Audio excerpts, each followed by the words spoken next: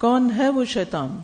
شیطان کا جو تعارف ہے اس کے دو حصے. ایک شیطان لفظ کا لغوی معنی کیا ہے کہ لفظ سے شیطان کا معنی کیا ہے. تو کیا معنی ہے؟ انسانوں جنوں حیوانوں میں سے کوئی بھی جو سرکش ہو، بدخلق ہو، بگڑا ہوا ہو. قرآن میں جس شیطان کا ذکر ہوا ہے اس کا نام کیا ہے؟ ابلیس اور اس کے لشکر. ابلیس کن میں سے تھا؟ انسانوں میں سے تھا یا وہ جنوں میں سے تھا؟ اللہ نے اس کو بنایا کس سے؟ آگ سے. اس نے کیا کیا؟ نافرمانی کی، سرکشی کی، انکار کیا اور مسلسل انسان کے پیچھے دشمنی کرنے کے لیے چالیں چلنے لگا تاکہ اس کی زندگی خراب کر کے رکھ دے، برباد کر کے رکھ دے، اس کو ہدایت اور اطاعت سے نکال کے اللہ کی نافرمانی کی طرف لے جائے اور اس کو خواہشات اور آرزوؤں کا بندہ بنا دے. یعنی انسان کے لیے مسلسل خواہشات کو خوبصورت بنا کے پیش کرتا رہتا ہے. یعنی انسان کو اس بات کی طرف لگا دیتا ہے کہ وہ نہ اللہ کی مانے نہ کسی اور کی، بس صرف اپنے نفس کا بندہ بن جائے اور اپنی خواہشات کے پیچھے چلے، وہی کرے جو اس کا دل چاہتا ہے، چاہے وہ صحیح ہو یا نہ ہو. ٹھیک ہے. شیطان جو مسلسل اپنے مشن میں دن رات لگا ہوا ہے اپنے مشن کو اچیو کرنے کے لیے استقامت کے ساتھ. تو اگر مجھے اس سے بچنا ہے تو اپنے اندر پھر حق پر استقامت اختیار کرنی ہوگی، ورنہ بچ نہیں سکتے اس سے. دیکھیں نا، جس درجے کا دشمن ہوتا ہے اسی درجے کا اس کا مقابلہ کرنا پڑتا ہے، ویسے ہی قوت لانی پڑتی ہے، ورنہ تو آپ مار کھا جائیں گے. شیطان کے تعارف میں چند باتیں اور آپ کے سامنے رکھوں گی مختلف احادیث کی روشنی میں، آیات کی روشنی میں، تاکہ آپ اس کو پوری طرح پہچان جائیں. قرآن مجید سے بھی ہمیں پتہ چلتا ہے کہ شیطان کی تخلیق آگ سے ہوئی. نبی صلی اللہ علیہ وسلم نے فرمایا ابلیس کو آگ کی لپٹ سے پیدا کیا گیا. ابلیس کہاں رہتا ہے؟ جابر رضی اللہ عنہ سے روایت ہے صحیح مسلم کی کہ میں نے نبی صلی اللہ علیہ وسلم کو فرماتے ہوئے سنا، بے شک ابلیس کا تخت سمندر پر ہے. ابلیس کا تخت، ابلیس کا ٹھکانہ، اس کا ہیڈ کوارٹر کہاں ہے؟ سمندر پر. اب یہ جو علامتیں ہیں یہ آپ نے یاد رکھنی، یہ بہت ضروری ہیں. بس وہ اپنے لشکروں کو بھیجتا ہے، یعنی وہاں سے اپنے لشکر روانہ کرتا ہے تاکہ وہ لوگوں کو فتنے میں ڈالیں. بس ان لشکر والوں میں سے اس کے نزدیک بڑے مقام والا وہی ہوتا ہے جو ان میں سب سے زیادہ فتنہ ڈالنے والا ہوتا ہے. تو وہ وہاں سے اپنی فوجیں ہر طرف روانہ کرتا ہے. ابلیس کے لشکروں کے بارے میں سورۃ الکہف میں آتا ہے وَإِذْ قُلْنَا لِلْمَلَائِكَةِ اسْجُدُوا لِآدَمَ فَسَجَدُوا إِلَّا إِبْلِيسَ كَانَ مِنَ الْجِنِّ فَفَسَقَ عَنْ أَمْرِ رَبِّهِ أَفَتَتَّخِذُونَهُ وَذُرِّيَّتَهُ أَوْلِيَاءَ مِن دُونِي وَهُمْ لَكُمْ عَدُوٌّ بِئْسَ لِلظَّالِمِينَ بَدَلًا. اور جب ہم نے فرشتوں سے کہا کہ آدم کو سجدہ کرو تو ابلیس کے سوا سب نے سجدہ کیا، وہ جنوں میں سے تھا، اس لیے اپنے رب کے حکم سے سرتابی کی. اللہ تعالیٰ فرماتے ہیں کیا تم مجھے چھوڑ کر اسے اور اس کی اولاد کو اپنا دوست بناتے ہو؟ تو اس آیت سے کیا پتہ چلتا ہے کہ اس کی کیا ہے؟ اس کی اولاد ہے. اس کی اولاد ہی اس کا لشکر ہے، اس کی مددگار ہے، حالانکہ وہ تمہارا دشمن ہے. یہ کیسا برا بدل ہے جسے ظالم لوگ اختیار کر رہے ہیں. پھر یہ یاد رکھیے کہ شیطانوں کے لشکر بھی ہیں اور وہ گھومتے پھرتے ہیں اور فتنے ڈال رہے ہیں، لیکن ہر انسان کے ساتھ ایک الگ شیطان بھی لگا ہوا ہے، مستقل ایک شیطان ہر ایک کے ساتھ لگا ہوا ہے. نفس الگ چیز ہے، یہ شیطان الگ ہے.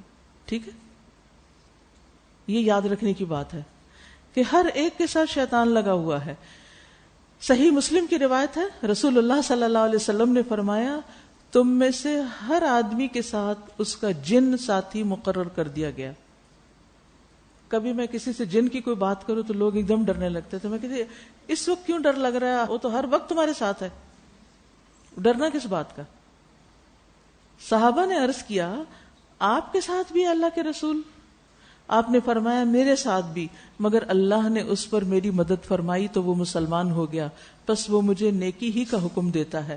لیکن باقی عام انسانوں کے لیے ان کا جن ساتھی جو ہے وہ ان کو بری راستوں کی طرف ہی لے جاتا ہے اور وہ خواہشات کے راستے ہوتے ہیں. نبی صلی اللہ علیہ وسلم کی زوجہ حضرت عائشہ رضی اللہ تعالیٰ عنہ سے روایت ہے، یہ بھی صحیح مسلم کی روایت ہے، کہ ایک مرتبہ رسول اللہ صلی اللہ علیہ وسلم رات کے وقت میرے پاس سے چلے گئے. کہتی ہیں کہ مجھے اس پہ غیرت آئی. تھوڑی دیر بعد نبی صلی اللہ علیہ وسلم واپس آ گئے اور میری کیفیت دیکھ کر فرمایا، عائشہ کیا بات ہے، کیا تمہیں غیرت آئی ہے؟ یعنی تم نے دیکھا کہ میں نہیں ہوں. تو میں نے عرض کیا کہ مجھ جیسی آپ جیسے پر غیرت کیوں نہ کرے. تو رسول اللہ صلی اللہ علیہ وسلم نے فرمایا، کیا تمہارے پاس تمہارا شیطان آ گیا تھا؟ یعنی شیطان نے تمہارے دل میں یہ سارے وسوسے ڈالے. تو حضرت عائشہ کہتی ہے میں نے عرض کیا، یا رسول اللہ کیا میرے ساتھ بھی شیطان ہے؟ آپ نے فرمایا ہاں. میں نے عرض کیا کیا ہر انسان کے ساتھ شیطان ہے؟ اب آپ دیکھیے اچھے سوال کرنے والے کے سوال سے کتنا علم حاصل ہو جاتا ہے نا. تو کہ ہر انسان کے ساتھ شیطان ہے. پہلے تو انہیں اپنی فکر ہوئی، پھر ہر ایک کی ہو گئی. آپ نے فرمایا ہاں. میں نے کہا یا رسول اللہ کیا آپ کے ساتھ بھی ہے؟ ایک اور اچھا سوال. آپ نے فرمایا ہاں، لیکن میرے رب نے اس پر میری مدد فرمائی اور وہ مسلمان ہو گیا. لہذا ہم میں سے کسی شخص کو اپنے آپ کو بہت نیک اور پرفیکٹ نہیں سمجھنا چاہیے. یعنی دا مومنٹ آپ سمجھیں کہ میں سب کچھ جان گئی ہوں، پرفیکٹ ہو گئی ہوں، اسی وقت شیطان آپ کے دل میں اس خیال کے ساتھ ہی بہت کچھ بگاڑ کر دے گا. تو کتنا ڈرنے کی بات ہے نا کہ ہر وقت ایک دشمن ساتھ لگا ہوا ہے. تو ہر وقت چوکنا رہنے کی ضرورت ہے، کسی وقت بھی غفلت میں نہیں جانا چاہیے. اب شیطان کے حلیے کے بارے میں بھی تھوڑا سا جان لیں. السلسلہ صحیحہ کی حدیث ہے. عطا بن یسار کہتے ہیں کہ رسول اللہ صلی اللہ علیہ وسلم مسجد میں تھے کہ ایک شخص آیا جس کے سر اور داڑھی کے بال پراگندہ تھے، بال بکھرے ہوئے تھے، اڑ رہے تھے، گندے اور اڑے ہوئے اور کنگھی نہیں کی ہوئی. تو رسول اللہ صلی اللہ علیہ وسلم نے اپنے ہاتھ کے ساتھ اسے نکل جانے کا اشارہ کیا کہ یہاں سے چلے جاؤ. آپ کی مراد یہ تھی کہ اپنے سر اور داڑھی کے بالوں کو ذرا درست کر کے آؤ. اس آدمی نے ایسا ہی کیا. واپس آیا تو رسول اللہ صلی اللہ علیہ وسلم نے فرمایا، یہ اس سے بہتر ہے کہ تم میں سے کوئی اس حال میں آئے کہ اس کے بال بکھرے ہوئے ہوں، گویا کہ وہ شیطان ہے. ٹھیک ہے، تو اس کا حال حلیے جو حدیث سے ہمیں پتہ چلتا ہے وہ کیا ہے کہ شیطان کے بال بکھرے ہوئے، پراگندہ، اڑے ہوئے، ایک بھونڈی شکل والا ہے. شیطان کے سر کا ذکر قرآن میں ملتا ہے، طلعها كأنه رؤوس الشیاطین. جہنم کی تہ سے ایک درخت جو تھور کا درخت ہے، اس کے بارے میں فرمایا کہ اس کے شگوفے ایسے ہیں جیسے شیطانوں کے سر، وہ بھی ایسے یعنی کانٹے نکلے ہوئے نا اس میں سے بکھرے ہوئے. پھر شیطان کے سینگ بھی ہیں، اس کا ذکر بھی ملتا ہے حدیث میں. صحیح بخاری کی حدیث ہے. عبداللہ بن عمر کہتے ہیں میں نے رسول اللہ صلی اللہ علیہ وسلم کو دیکھا کہ آپ مشرق کی طرف اشارہ کر رہے تھے، ایسٹ کی طرف، کہ بے شک فتنہ اسی طرف سے نکلے گا جہاں سے شیطان کا سینگ نکلتا ہے. سینگ یعنی سینگ نمودار ہوتا ہے. اسی طرح شیطان کا لعاب دہن بھی ہے. ہم دعا پڑھتے ہیں نا، من نفخہ و نفثہ، یعنی شیطان کی پھونک اور شیطان کے تھتکارنے سے. ایک ہوتا ہے نا پھونک مارنا، تو پھونک کے ساتھ منہ سے کوئی ویٹنس باہر نہیں آتی، کچھ نکلتا نہیں ہے، صرف ہوا آتی ہے ایسے کر کے. لیکن جو تھتکارنا ہوتا ہے اس میں ہوا کے ساتھ منہ سے چھینٹے بھی آتے ہیں. تو شیطان انسان کے اوپر پھونکتا بھی ہے اور تھتکارتا بھی ہے، تو اس کا لعاب بھی ہے. ٹھیک ہے. ایک دفعہ نماز میں شیطان کے تنگ کرنے پر رسول اللہ صلی اللہ علیہ وسلم نے بتایا کہ میں نے اس کا گلا گھونٹنا شروع کر دیا. نہیں، آپ صلی اللہ علیہ وسلم نے آپ کو بھی تنگ کر رہا تھا نماز میں، حتیٰ کہ اس کے منہ سے نکلنے والے تھوک کی ٹھنڈک مجھے اپنی 2 انگلیوں، انگوٹھے اور 7 والی انگلی کے درمیان محسوس ہوئی. یعنی جب آپ اس کا گلا دبا رہے تھے تو اس کی تھوک نکلنے لگی اور وہ آپ کی انگلی کو ٹچ کی. یہ مسند احمد کی روایت ہے. شیطان کی ناک بھی ہے، نوز. ابو سعید خدری کہتے ہیں کہ رسول اللہ صلی اللہ علیہ وسلم نے فرمایا، جب تم میں سے کسی کو اپنی نماز کی رکعتوں میں شک ہو جائے تو شک چھوڑ کر یقین پر بنا کرے. یعنی اگر آپ کو شک ہو گیا کہ 2 رکعتیں پڑھی ہیں کہ 1 پڑھی ہے، مثلا فجر کی نماز میں، تو اب آپ اس کو 2 نہیں بنائیں گے، کیا بنائیں گے؟ 1. پھر جب اسے نماز مکمل ہو جانے کا یقین ہو جائے تو آخر میں 2 سجدے کر لے. اگر اس کی نماز مکمل ہو گئی تھی، یعنی 2 پڑھی تھی اور 1 تیسری پڑھ لی، تو ایک زائد رکعت بن جائے گی اور وہ نفل ہو جائے گی اس کی، اور اگر کم تھی تو اس کی نماز پوری ہو جائے گی. انسان اطمینان سے پھر نماز مکمل کرتا ہے. اور 2 سجدوں سے شیطان کی ناک خاک آلودہ ہو جائے گی، یعنی ذلیل ہو جائے گا. ٹھیک ہے، تو یہاں سجدہ صاحب کا طریقہ بھی پتہ چلتا ہے، اور جب انسان نماز میں بھول جائے تو اپنی نماز کو مکمل کیسے کرے اس کا طریقہ بھی معلوم ہو رہا ہے. شیطان کی انگلی کا ذکر بھی آتا ہے حدیث میں. ابو ہریرہ کہتے ہیں کہ رسول اللہ صلی اللہ علیہ وسلم نے فرمایا، بنی آدم کے ہر پیدا ہونے والے بچے کو شیطان اپنی انگلی کے ساتھ کچوکے لگاتا ہے، یعنی انگلیاں چبوتا ہے جب بچہ پیدا ہوتا ہے، سوائے مریم اور ان کے بیٹے عیسیٰ علیہ السلام کے، ان کو نہیں مار سکا تھا کچھ. شیطان انسانی شکل بھی اختیار کر لیتا ہے، جنات بھی کر لیتے ہیں نا، تو شیطان بھی کر لیتا ہے، یعنی انسانی شکل میں بھی آتا ہے. کوئی حدیث یاد ہے جس میں آپ کو پتا ہو کہ شیطان انسانی شکل میں کسی کے پاس آیا تھا؟ حضرت ابو ہریرہ کے پاس جب وہ نگرانی کر رہے تھے کس کی؟ بیت المال میں اناج کی. کون سا اناج تھا وہ؟ صدقہ فطر. تو اس سے کیا پتہ چلتا ہے کہ صدقہ فطر کیسے دیا جاتا ہے؟ افضل یہی ہے کہ انسان اناج کی شکل میں یا پنیر anyway.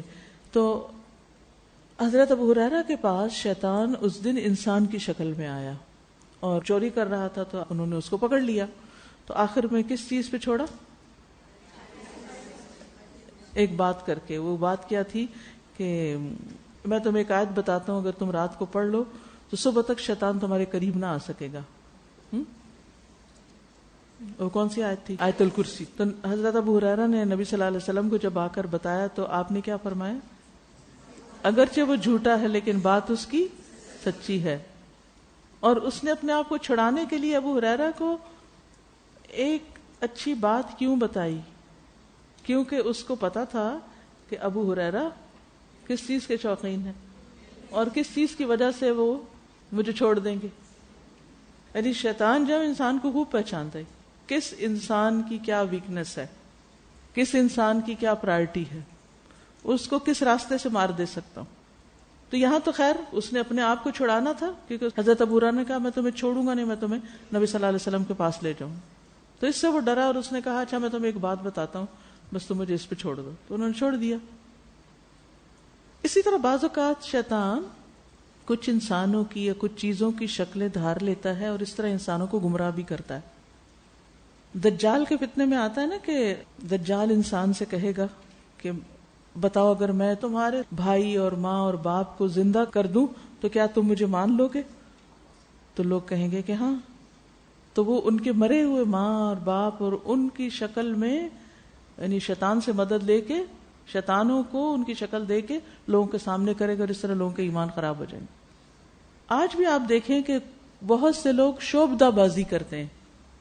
شوبدہ بازی کیا ہوتی ہے؟ ہپناٹائز کر دینا یا پھر یہ کہ ایسے کرتب دکھانا، بعض اوقات انسان کو جانور کی شکل میں دکھانا.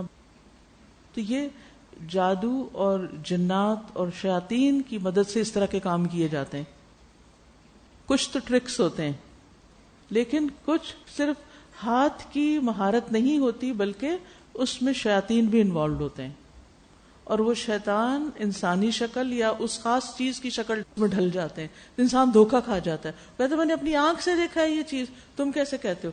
بعض لوگ جاتے ہیں نا وہ جادوگروں کے پاس اور وہ ان کو باقاعدہ دکھاتے ہیں کہ دیکھیں یہ فلاں چیز ہے جس کی شکل میں تمہارے اوپر جادو کیا گیا ہے، لہذا اس کی وجہ سے وہ بہت سے پیسے بٹور لیتے ہیں ان سے. تو انسان جب اپنی آنکھوں سے ایسی چیزیں دیکھتا ہے تو وہ دراصل شیطانی عمل ہوتے ہیں، شیطانی کام ہوتے ہیں. شیطان مختلف چیزوں کی شکل میں وہ چیزیں بنا لیتا ہے.